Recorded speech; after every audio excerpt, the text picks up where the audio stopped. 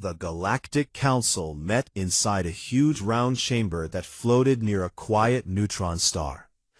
The star gave off a faint blue-white glow that lit the walls from outside. Inside, the room was very large, bigger than any city on Earth. Rows of seats rose in circles, one above the other, filled with beings from hundreds of different species. Some looked like tall insects with shiny shells. Others were made of living crystal that changed colors when they spoke. Some were giant reptiles with thick scales, and a few floated in tanks of glowing liquid. They had argued in this place for thousands of years. No decision was ever final. They just kept talking. Today, the topic was humans. The council saw humans as new and strange. Humans had only traveled between stars for about 200 years. To the old species, that was nothing. They called humans short-lived, quick to fight, and dangerous to the peace of the galaxy. The council wanted to control them before trouble started. At the center of the lowest level sat the human delegation. It was just one person. Ambassador Laura Bennett sat at a small desk made of plain metal. She wore a simple dark blue uniform with no bright medals or fancy marks. Her dark hair was pulled back neatly. She looked calm, almost bored, as she listened. Around her, the air felt thick with the smells of different aliens. Sharp chemicals, wet moss, hot metal, and sweet flowers all mixed together. Lord Varak, the High Chancellor from the Zoran people, stood on a raised platform. He was a tall reptile with deep green scales and yellow eyes that never blinked. His voice came out in a low hiss that the translation devices turned into clear words. "The human species must accept our guidance," he said. "They spread too fast. They change planets without asking. Their history shows war after war. We offer protection. In return, they will limit their ships, pay tribute and resources, and let our inspectors watch their worlds." Many in the chamber made sounds of agreement. The insect-like Krellor clicked their mandibles in excitement. The crystal Vexari flashed bright orange pulses that meant approval. A few smaller species stayed quiet, but no one spoke against the plan. Laura Bennett sat still and listened for a long time. Hours passed. One speaker after another stood up. A tall, thin being, with 4 arms, explained how humans damage their own air and water. A floating jelly creature said humans were too emotional to make wise choices.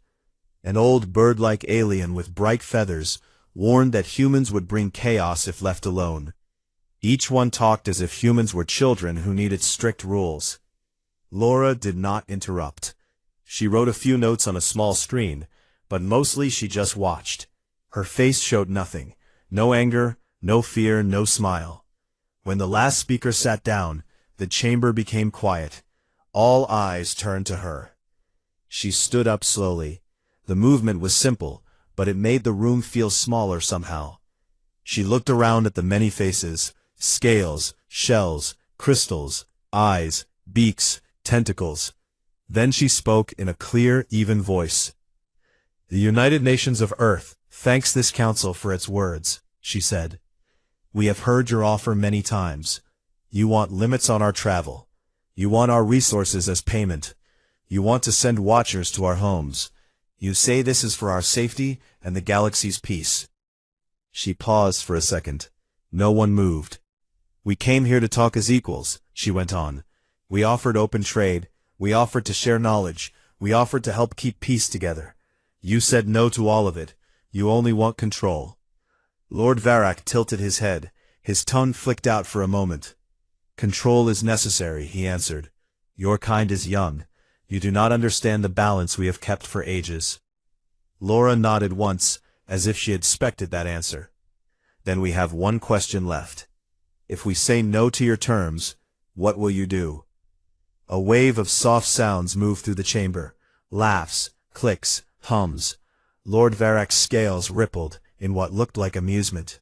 "Refusal is not wise," he said. "The council has decided. You will accept, or we will act to contain you. Our fleets are ready. Our laws are older than your sun."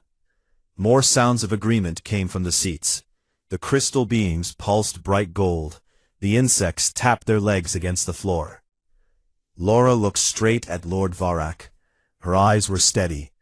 "We understand," she said quietly. She lifted her left hand a little. On her wrist was a small black band. She pressed it with her right thumb. A very soft chime sounded, so quiet that most aliens did not notice at first. But every translation device in the chamber flickered for half a second. Lights blinked. Voices cut out and came back. The aliens looked confused. Laura lowered her hand. "Negotiations are over," she said. Her voice was not loud, but it carried to every part of the room. "Humans will not accept your terms. We will not pay tribute. We will not limit our ships. We will not let anyone watch our worlds." Silence fell, heavy and complete. Lord Varak stared at her. "You dare?" he hissed. Laura met his yellow eyes without looking away. "We tried to talk. You chose to threaten, so we choose to end this." She sat down again, calm as before. Around the chamber, aliens began to speak all at once. Voices rose, lights flashed in panic. Some stood up. Others sent messages on hidden channels. The huge holographic screens above showed maps of the galaxy. Small red dots started to appear, first a few, then dozens, then hundreds. The dots were in places the Council had never seen human ships before. A Vexari elder pulsed in bright red fear. "What is this? Their ships cannot move so fast." But the dots kept spreading. Quietly. No big explosions, no loud warnings, just movement. Laura folded her hands on the desk and waited. She did not smile. She did not look worried. She simply watched the old proud council realize something for the first time. Humans had listened politely for hours. Now they had stopped listening forever. Far away on Earth, a signal reached a deep room under a rebuilt city. President Daniel Hayes read the short message. He looked at his closest advisors. They nodded. Quiet orders went out. In hidden places across the solar system, machines woke up. Ships changed shape. Engines started. No flags waved. No speeches played.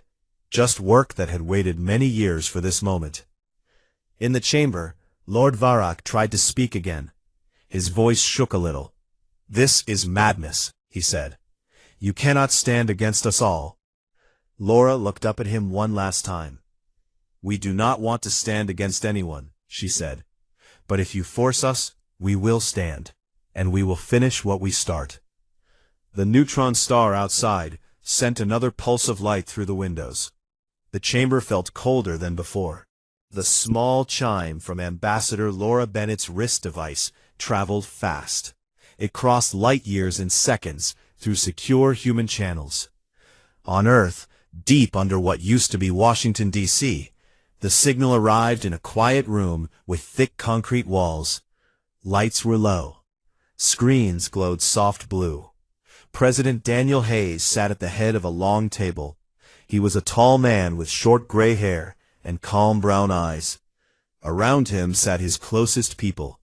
Secretary of Defense Kevin Morales, a strong man with dark skin and a short beard. Admiral Ryan Patel, thin and serious with glasses. And Dr. Ashley Nguyen, the lead scientist, small and quick, with sharp black eyes. They had waited for this moment, not with excitement, not with fear, just ready. Daniel opened the message on the main screen. Laura's voice played, clear and even. "The Council will not listen. They demand full control. They threaten force if we refuse. Every offer we made was rejected. They see us as children who need rules. Protocol Zero is now active." No one spoke for a moment. Protocol Zero was not a war plan. It was something simpler and colder. It said, if the galaxy forces us to choose between freedom and chains, we answer with strength we kept hidden. Not to conquer, not to destroy, just to make sure no one ever tries again. Daniel looked at each face. "We all know what this means," he said quietly. "No turning back now." Kevin nodded. The fleets are in place. Production lines are hot. We can move in hours.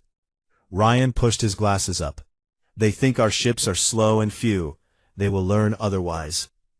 Ashley tapped her screen. The first wave is already waking. Disguised assets in every border system. No flags, no announcements. Daniel took a slow breath. Do it. That was all. Across the solar system, things began to change. On Mars, in the deep red canyons, rows of what looked like giant mining drills started to move. Metal panels slid open. Engines that had stayed cold for years roared to life. The drills were not drills. They were long, sharp warships called Lancers. Their hulls were dark gray to blend with space. Each one carried hundreds of small drones and railguns that could punch through armor from far away. In the asteroid belt, old cargo stations turned. Panels folded back. Hidden torpedo tubes opened. These were not simple haulers. They were carriers. Inside waited thousands of attack drones. Small, fast, cheap to make, deadly in groups. Humans had built them quietly over decades. Every factory that made cars, phones, or food on Earth had a second line that made weapons. No one outside knew. On the dark side of the moon, under gray dust, doors opened in craters. Sleek fighters rose. They had no bright lights or markings. Their engines used new fusion designs that ran quiet and hot. Pilots waited in cockpits, calm, checking systems one last time. Out in the Kuiper Belt, far past Neptune, ice-covered rocks split apart. From inside came heavy cruisers, big ships with thick armor, and guns that fired slugs faster than bullets from old wars. These ships had waited in silence, pretending to be research posts or empty stations. Everywhere, the change happened without noise. No speeches on television, no crowds cheering. Families on Earth went to work or school as normal. Most people did not know yet. Only a few million knew the truth. They had trained for this in secret. They had practiced moves no one else expected. Back in the Situation Room, screens showed green lights turning on across the map. One by one, systems reported ready. Saul was waking up. Kevin stood and pointed to a live feed. Look at the outer rim. Our scouts are already in place near Council relay stations. They can cut comms in minutes if needed. Ashley added, We do not want war. We want them to stop. If they push, we push back harder. Fast, clean, done. Daniel watched the map. Small blue dots, human ships, began to appear in places the Council never watched closely. The dots moved in patterns. Groups formed. Lines connected. It looked like a net closing slowly. Send a standby order to all captains, Daniel said. No first shot unless fired upon. But be ready to answer any threat. Ryan sent the message. Words appeared on screens far away. Hold position. Defend if attacked. Protect human lives and freedom. End protocol only when safe. In deep space, near a quiet yellow star the Council called Sector 47, the human ship Endeavour waited. It looked like a normal explorer vessel, round, white, with big view windows. But under the skin, it carried teeth. Commander Megan Torres stood on the bridge. She was short, with short brown hair and steady green eyes. Her crew was small, 20 people, but everyone was trained for this. Megan looked at her first officer. Signal from Earth? Confirmed, he said. Protocol 0. We move on Council action. Megan nodded. Engines hot, weapons cold but ready, drones on standby. She turned to the main screen. It showed the Council's nearest fleet, a line of huge, slow dreadnoughts floating near a jump point. The alien ships were beautiful in a way, curved like shells, covered in glowing blue lines. They looked powerful. They were powerful. But they were old designs, built for long wars between slow enemies. Megan smiled a little, not happy, just sure. They think size wins, she said softly. They forgot speed. On Earth, in the same deep room, Daniel stood up. He walked to a window that looked out on a fake sky, screens showing day above ground. He thought about his daughter in college, about cities full of people who wanted peace. He did not want this. No one did. But the council had left no choice. History will say we ended talks, he told the room. Let it also say we did not start the fight. Kevin answered, if they fire first, we finish it. Ashley looked at her datapad. First movement detected. Council scouts near our rim colonies. They are testing. Daniel turned. Let them test. When they cross, we show them. Far away in the Galactic Council chamber, confusion grew. Screens showed strange readings. Ships appeared where none should be. Not many at first, just enough to worry. Lord Varak stared at the holograms. His tail moved fast. What trick is this? He asked. No one answered. They did not know yet. Laura Bennett still sat at her small desk. She watched the aliens argue and panic. Her face stayed calm. Inside, she felt the weight of what came next. She had given the signal. Now the galaxy would see what humans really were when pushed. In hidden shipyards on distant moons, more hulls slid from construction arms. Factories printed parts faster than any alien factory could. Humans had learned one thing above all: make more, make fast, make strong. The quiet activation spread. No drums, no horns, just machines and people doing what they had prepared to do. The galaxy thought humans were weak because they talked first. In the huge council chamber, the soft blue light from the neutron star suddenly felt cold. Screens that had shown calm maps now flashed red warnings. Alien voices rose higher. Some shouted, some clicked fast, a few just stared in silence. The holographic displays above the seats zoomed in on new dots, small at first, then growing fast. Human ships, not one or two, hundreds. They appeared in places the council never expected. Lord Varak stood tall on his platform.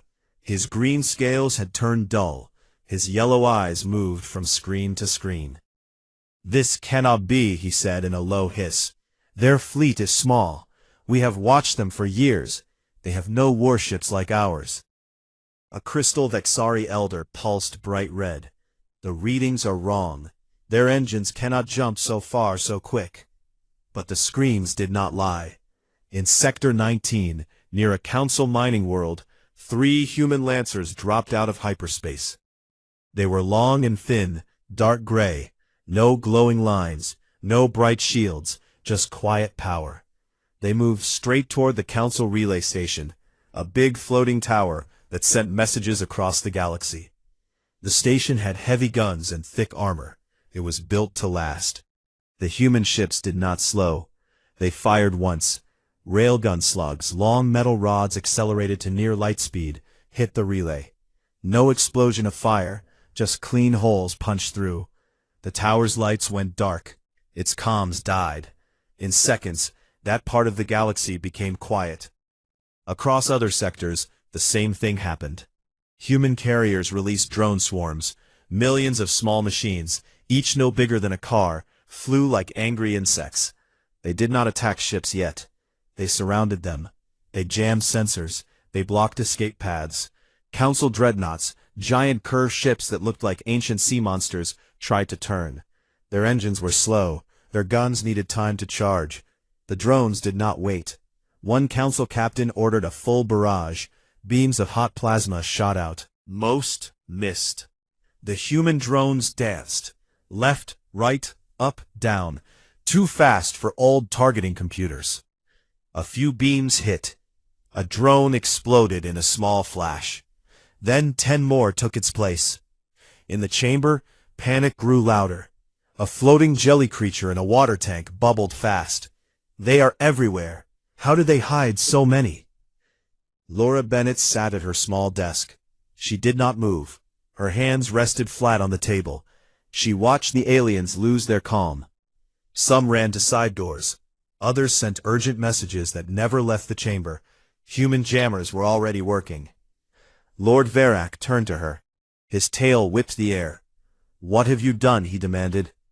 Laura looked up slowly. "We ended the talking," she said. "You wanted to contain us. Now you see what happens when we say no." A Krellor delegate clicked in anger. This is war. You attack without warning. Laura shook her head. We have not attacked your worlds. We have not killed your people. We took your relays, so you cannot call for help yet. We took your scout ship's paths, so you cannot surprise us. That is all, for now. The screen showed more. Near the Council's main border fleet, the human ship Endeavor appeared alone. It was not big. It looked like an explorer with wide windows and smooth sides. Commander Megan Torres stood on its bridge. Her crew watched the giant Council ships ahead, 5 dreadnoughts, each 10 times the size of Endeavor. Megan spoke into the open channel. Her voice went to every Council ship and back to the chamber. Galactic Council, this is Commander Megan Torres of the United Earth ship Endeavor. Stand down your fleets. Cease all movement toward human space. Humans have terminated negotiations forever. This is not a request. This is your only warning. Silence followed. Then Lord Varak roared. Fire on that ship. Destroy it. The dreadnoughts turned their guns. Thick beams built up power. Bright blue light gathered at their tips. Megan watched calmly. Weapons free, she said to her crew. Endeavor moved. Not slow, not careful. It twisted hard, engines burning white-hot. It flew straight at the closest dreadnought. Council gunners tried to track. The small ship was too fast, too unpredictable.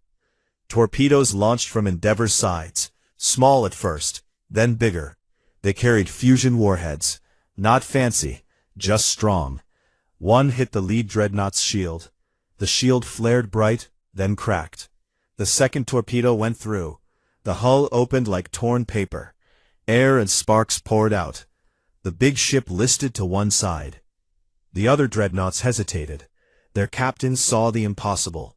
A single small ship had hurt one of their strongest. Megan sent another message.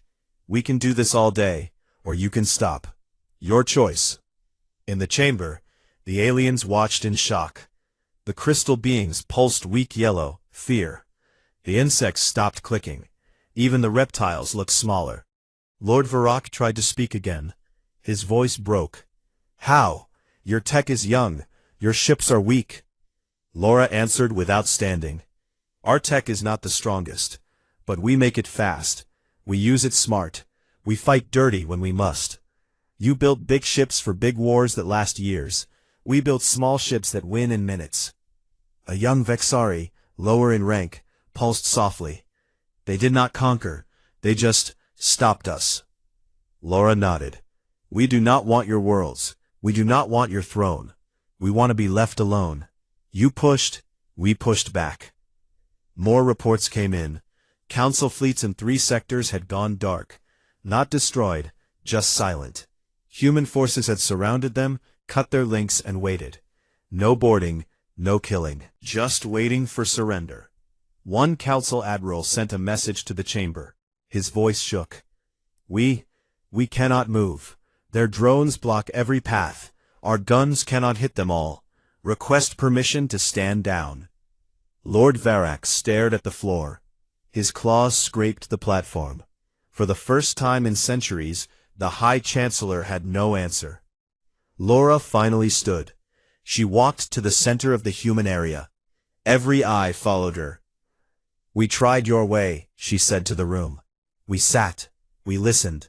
We offered peace. You laughed. You threatened. So we stopped playing nice. She looked straight at Lord Varak. Call off your ships, all of them, or we keep going. And next time, we do not stop at relays or warnings. The chamber stayed quiet. No one argued. No one laughed. Far away, on Earth, President Daniel Hayes watched the same feeds. He saw the Council fleet freeze. He saw the small human ships hold position. He turned to his team. They are stunned, he said. Good. Let them stay that way. In the chamber, Laura sat again. She pressed her wrist device once more. A new chime sounded. Soft, final. The galaxy had just learned something new. Humans did not bluff. And when they said forever, they meant it. The council chamber felt smaller now. The huge round room, once full of proud voices and bright lights, had grown quiet. Many seats stood empty. Aliens had left in a hurry, or sat frozen, staring at the screens.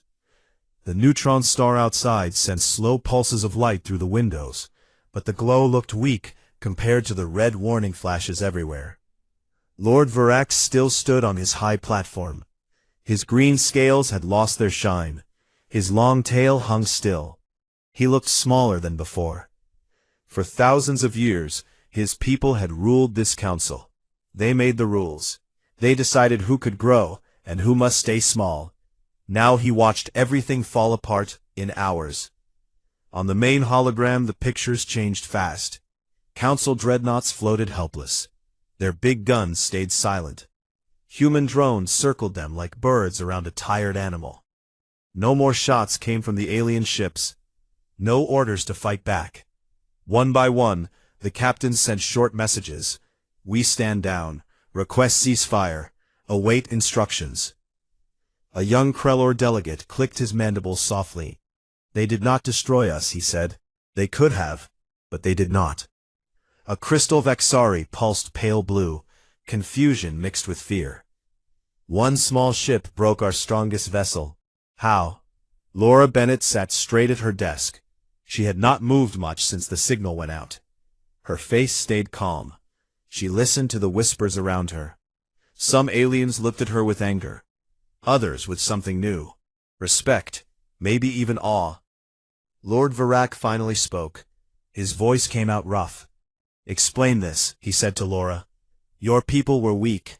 You had no great empire, no ancient fleets, yet you stop us like we are nothing. Laura stood up slowly. She walked forward until she stood under the center of the hologram. Every eye followed her. We are not weak, she said in a clear voice. You saw what you wanted to see. Short lives, loud arguments, old wars on one small planet. You called us children. You forgot children grow up, and when they do, they remember every lesson. She pointed to the screens. Look, our ships are not the biggest. Our guns are not the oldest. But we build fast. We learn fast. We change fast. While you talked for centuries, we worked. We made mistakes. We lost battles. We fixed them. We kept going. A floating jelly creature bubbled. You hid your strength. You pretended to be small. Laura nodded. We did not pretend. We waited.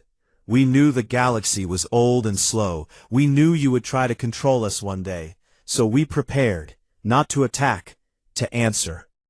The hologram zoomed in on a new picture. A human carrier ship hung near a council jump gate. It released no weapons.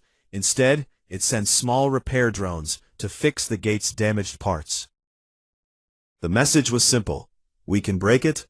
We can also fix it. Choose. Lord Varax watched that scene. His claws closed tight. You take our stations. You surround our fleets. Yet you do not kill. Why? Because we do not want your empire, Aura answered. We want our freedom. We want trade that is fair. We want space to grow without someone standing over us. If you let us live that way, no more fighting. If you push again, we push harder. That is all. Silence filled the chamber again. Then a soft voice came from the back rows. It was a young bird-like alien with soft gray feathers. She spoke for one of the newer species that had joined the council only 100 years ago. We have watched you older ones argue forever, she said. You make rules that keep everyone the same. No change, no risk.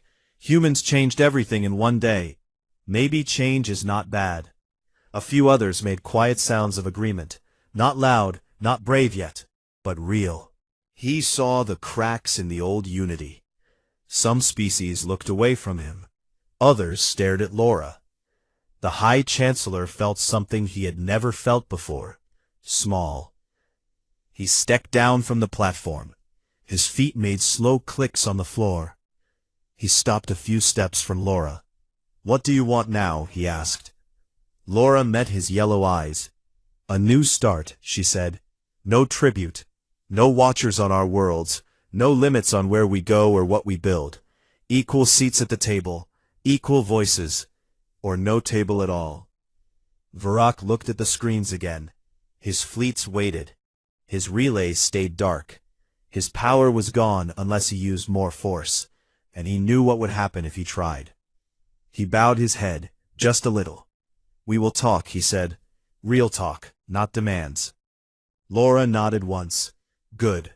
We will listen. But remember, we do not wait forever anymore." She turned and walked back to her desk. She sat down and folded her hands. The aliens watched her. No one laughed now. No one hissed or clicked in fun. Far away on Earth, President Daniel Hayes sat in the deep room under the city. The screens showed the same pictures. He saw the council ships stop. He saw the messages of stand down. He turned to Kevin Morales. "They are stunned," Daniel said. "They thought we would fold. They thought we would beg." Kevin smiled a little. "They forgot we are good at surviving." Ashley Nguyen looked up from her datapad. "Reports from the Rim. Human forces hold position. No advances, no looting, just control. The message is clear." Ryan Patel added, "We can keep this up for years if needed." But they know it. Daniel leaned back in his chair. "Send word to all captains. Stay ready, but no more moves unless they break the quiet." Across space, human ships stayed where they were. Engines idled. Weapons cold. Drones watched.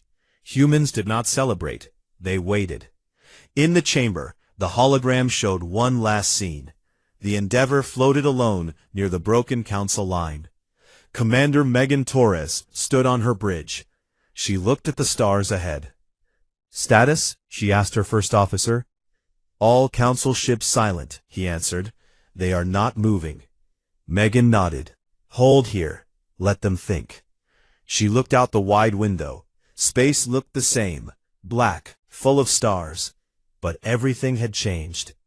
Back in the chamber, Laura pressed her wrist device one more time. A soft chime sounded. This one carried new orders.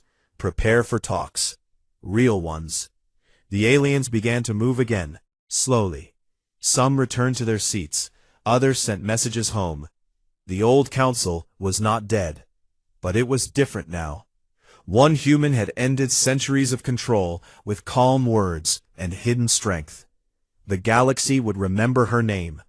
They would remember the day humans said no, and made it stick. The stunned silence turned into something new.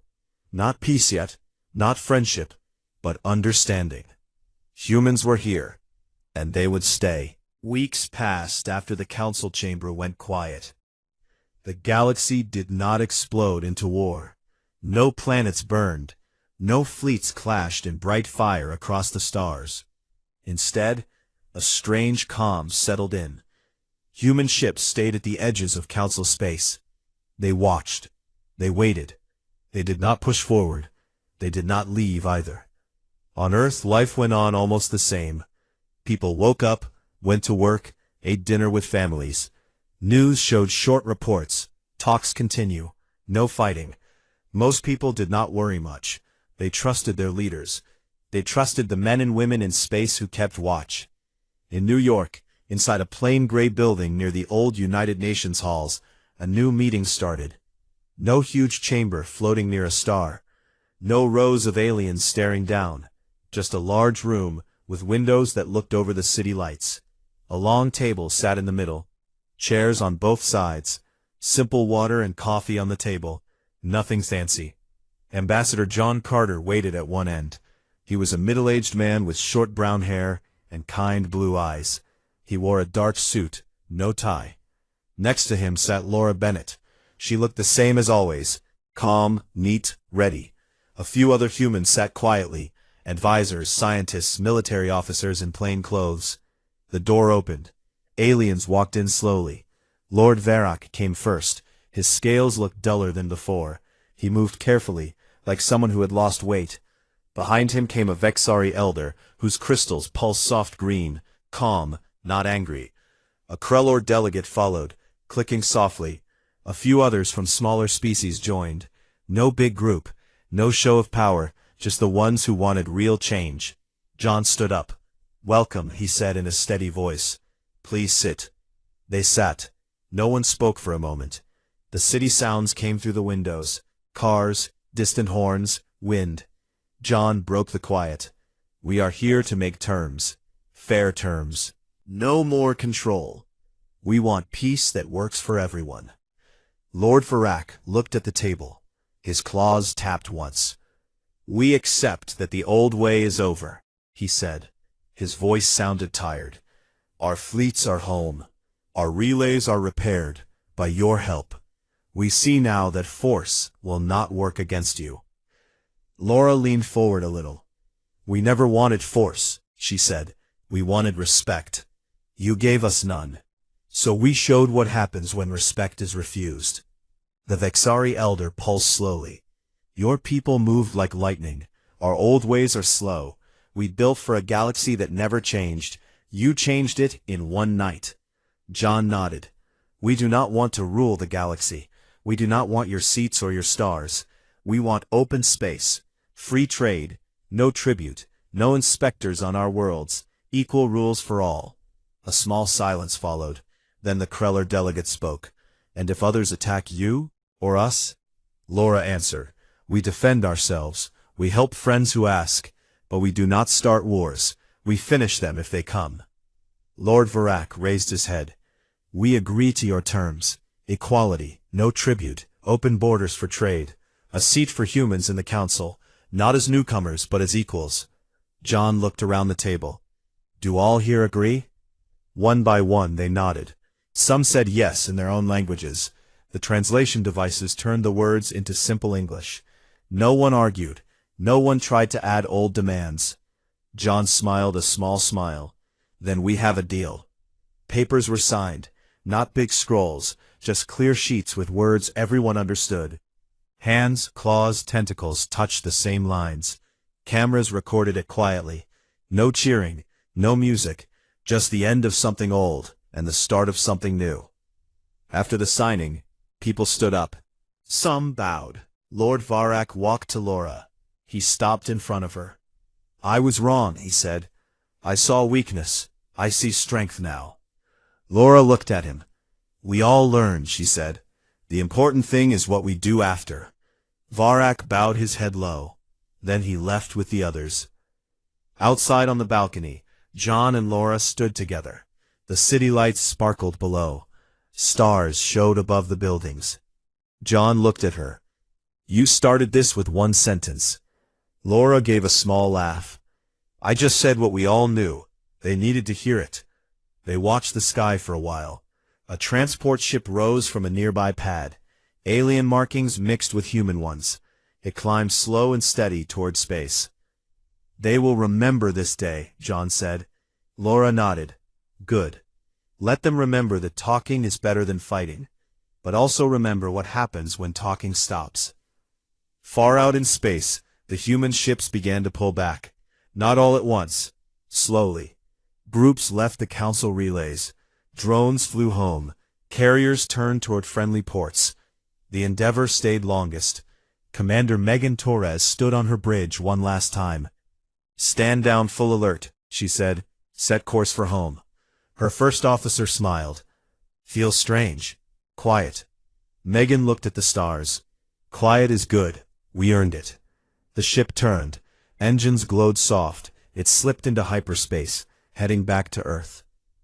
On a small moon near Sol, factories that had made weapons went quiet.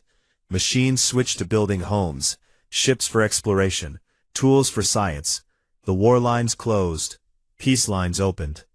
Months later, the first mixed trade ships arrived. Human grain went to alien worlds. Alien tech came to Earth. Students from both sides met in new schools. Scientists shared labs. No one bowed. No one ruled. They worked as equals. In the rebuilt council chamber, now smaller, simpler, a human chair sat among the others. Not higher, not lower, just there. One day, a young alien asked an old human visitor, "Why did your people wait so long to show your strength?" The human thought for a moment. Because strength is not for showing off. It is for when words fail. And we hoped words would not fail. The young alien looked up at the stars through the window. They failed once. Yes, the human said. And we answered, now words work again. Back on Earth, Laura Bennett walked through a park. Children played, birds sang. She sat on a bench and watched the sky. A shuttle passed overhead, human and alien markings together. She smiled to herself. Not proud, not angry, just calm. Humans had not conquered the galaxy. They had not needed to. They had simply reminded everyone that some lines must never be crossed. And when one human said forever, the stars listened. The galaxy moved on, different now, fairer, quieter. Because one day one person stood up and ended the old game.